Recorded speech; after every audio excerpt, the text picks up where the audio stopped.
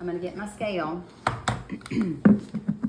Now this bucket is just incredible. I cannot tell you how wonderful my life has changed with this bucket. The reason why this bucket is so wonderful is because this recipe, whenever you mix everything together, it actually ends up right here in the bucket. So the hardest part for beginning bread bakers is, how am I gonna know when my bread is done rising?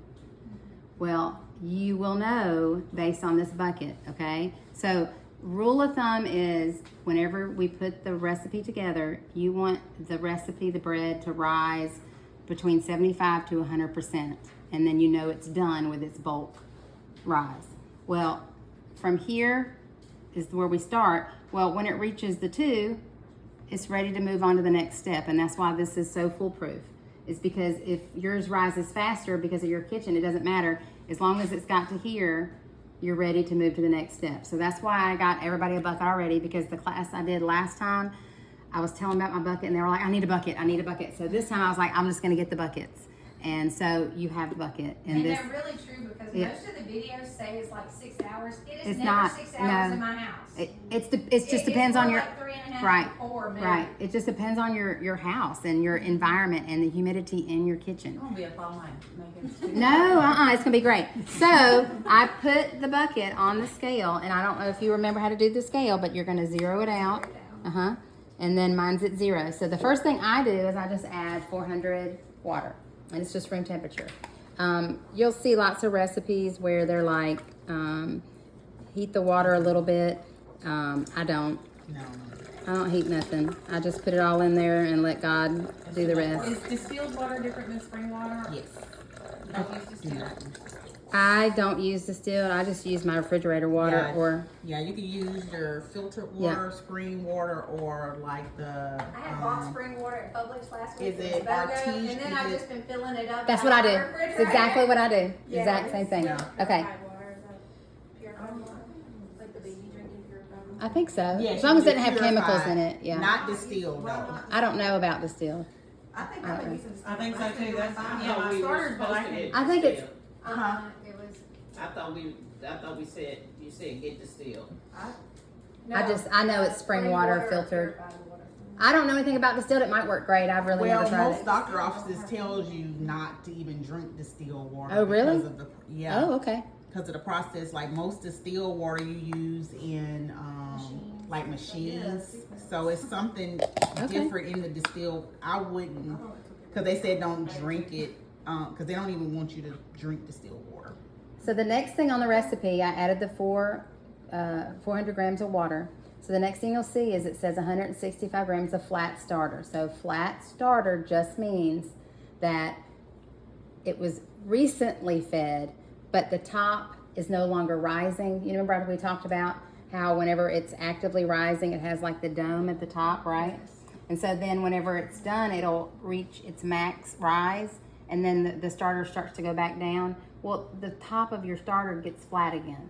And I think it just means that it's done rising, but you really want it to be as active as possible. So have it, then it needs to be fed like within a day.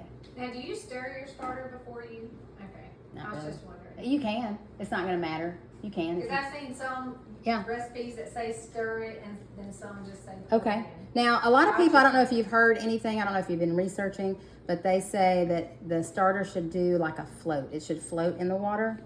And they say that if it floats in the water, that means that it is active. So you can't really rely on that 100%, but the reason why they say that is because the bacteria trap the gas and the bubbles in your starter, and so if it's trapped in there and there's a lot of it, it should be floating. That means it's very active. So I think that's why they say that. But if you put a little bit in, like when I first was starting the process to see if mine was still active, like she just kind of did a dump. It's not gonna float with that much. But if you put a little bit in, it'll normally Look float. at there, I am doing good. I nailed it. 400 nailed it. and now 165. Yeah. I'm telling you. Did you zero out in between? You want to zero out every time in between. Okay, so now I like to do a little mix right now. Just kind of let it get sloshy like milk. Mix it around. This is just 2 ingredients so far. And I'm weird. I put all my other stuff in and I do my starter. Okay, see, it doesn't matter. You'll get your rhythm. You'll get your sequence. I It's probably whatever. need I to just start like doing it. that so I won't forget to do it. I just sloshed it right over the thing. That probably would help. That would probably help me from forgetting to If put you it follow the in. recipe, you wouldn't forget to start. No, I don't even use it. Well, I know it in my head. I I've know done it so many in my times. I heart don't even look now. at that. But and I like to have it like that, so it's not like a big blob. I like it to be kind of mixed already. So then we're gonna add the salt and the other ingredients. The olive oil. You got them right here. Maple syrup. Thank you. I've already put it on the I don't know table. where the maple syrup Is Oh, it's on optional. that side. If you don't want to put in maple syrup and if you don't want to put in olive oil, you don't have to. But it adds a little bit of flavor, and it makes the olive oil makes your crumb not so hard. It gives it a little bit of softness. I don't really like a crunchy. You're gonna make me make another loaf when I go home. From my store because I have not done any with maple syrup or It is. olive It is oil. so good. It is so good. It is. And I do honey instead of maple. I syrup. do maple syrup because honey's expensive. Does it make a difference when salt you use? I just whatever's fine. Whatever, just make sure it's fine. Okay, that's what I. Yeah, it doesn't matter. I just use that, And I do kosher salt. I actually do the coarse and I mix it a kosher. little bit again to kind of get that dissolved in there. Just the So, honey and maple it, syrup. your weight No. said 15 It just- grams. It just you can taste. Now I'm gonna zero it out again, and I'm gonna It add makes Doesn't make it sweet. 15 of olive oil. because it's only No, like that's what 15 bothering me grams. too. I need to get a thing of olive oil with that little. I've never been fancy with the little thing on the top. Yeah, you can leave it in the bottles that it come in and just buy the top. That's what I did. Where do you get the top at? I got It's mine gonna from be in a minute. Amazon. From Amazon? I like to do all the wet I first. had an Amazon delivery No. with something for bread every day. But you for the can. last It doesn't matter. I think it's on. She like, I get what Yeah. you're saying. She does all the The wet to kind of mix, and then the yeah. And so now I'm gonna do a little bit of maple syrup from Sam's. It's organic, 100% pure. It's really good. It gives it a hint of sweetness, but you can't really You can't taste. you can't it in taste the it. bread. Yeah. So. And this stuff is heavy, and it'll you have to be careful because I just poured it and I was like at 20 and I went ooh, and we had a little extra sweet that day. Yeah, I've done that with the honey. Okay, I'm doing. Today's Right my on it. day. All right, so I'm gonna mix all that. And remember, each time you're zeroing it out as you course of it. Now me, I don't, because I'm like it's 15, it's gonna be 45. So Yes. once I get to 45, Yeah. I'm like, My math don't be mathing. No, don't math yet. Don't just zero it out, baby. zero it out. Okay. Calculator. All right, so I've got all of that in there, and now I'm gonna add 650 of flour. Now this is a lot of flour for a single loaf. That's why I always divide this into 2 smaller loaves. And the size of the chocolate one is exactly the size that it makes as a half loaf, which is plenty. If you want to make one gigantor loaf, you can do that, but it's so huge. But I loved this recipe because I always do 2 and just give one away, or I make 2 different types. So anyway, this really does make 2 loaves. So that's why it's a lot. Normal would be like 500 is a typical. You'll see a lot. Standard That's what I recipes was is doing, 500, 500. but this is a little bit heavier on the flour. And is your flour a mixture of all-purpose and? Just do all purpose. Just all-purpose? Mhm. Okay. This is Costco though, organic, Kirkland brand. Okay. It's fantastic. It's phenomenal. I've used all kinds, and I like it better than King Arthur, which I use King Arthur. I swore by it, but this is it's I don't know. I just like it better. So is that different than the bread flour that? Yeah. So this is just all-purpose flour, bread flour. Now, if you've gotten the Kirkland Costco brand, it says bread. You can flour use on bread it. if you want to use bread flour. You can use bread flour. Uh-huh. Same as what I Yeah, as just long as said? it's all-purpose, or it can be bread flour. What's the other flour you're not supposed to use? What's the self-rising? Anything that's bleached or Yeah. self-rising, you don't want.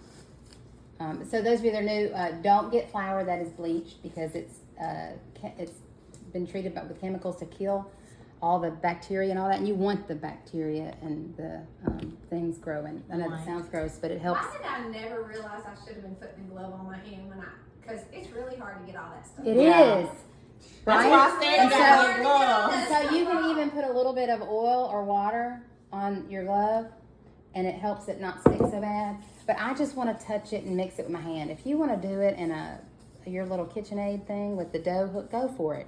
I have this fear of over mixing, like I don't. So anyway, this is what you're gonna do. I just like put my hand like a claw, like the claw machine. And so I put my hand in here like this, and all I do is I just kind of turn my hand right now just to get that water, and keep on turning it like you're, turning a doorknob.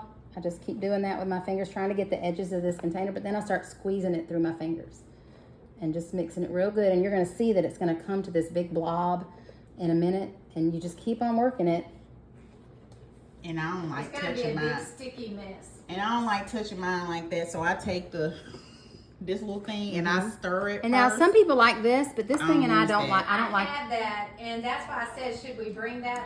It's not my. I don't like I it. don't like it. Yeah. And then once it starts just to get take together, this and I mix grab it. a side from the bottom, and I I'm a just hand person, so I'm gonna be all. yeah, in it. and I just start scraping the sides, and just do it And I'll have until it I on can see no video. more flour that's dry. And it's gonna. This is kind of called the. There's a name for it. What's it called? Oh man, the name's gonna. What's not it called? Because I don't know. Hold on. It'll come to me in a minute. Shaggy. It's like a shaggy dough. Like they call it. It's supposed to be not very put together yet. It looks just not consistent. Like a It's sticky just a mess. sticky mess. It's supposed to be. All right. So Look pretty like Play-Doh. much I can almost pick up this whole blob. See? So that's pretty much how you want to do it. And then I just kind of tap it down. Make sure I get as much of the sides off so I can see where it's at in this bucket and get most of this mess off my fingers. And I'm gonna let it rest. And I put the lid on it and I set it to the side and I look at the clock, and it doesn't have to be like 100% perfect, but between 30 to 45 minutes, even an hour, you do a stretch and fold, and we're gonna do that in a minute, but I'm gonna let you guys mix first, okay? But stretch and folds are just helping strengthen the gluten in your dough as you do it. And you'll notice a huge difference in your dough's consistency with even the second stretch and fold. Yeah. Sometimes you might even see that I only need to do 2 stretch and folds because my bread is already really tight. You don't have to keep on doing stretch and folds. It's done. It's ready to sit and rise for the rest of the time. So who's the 4 people that are mixing?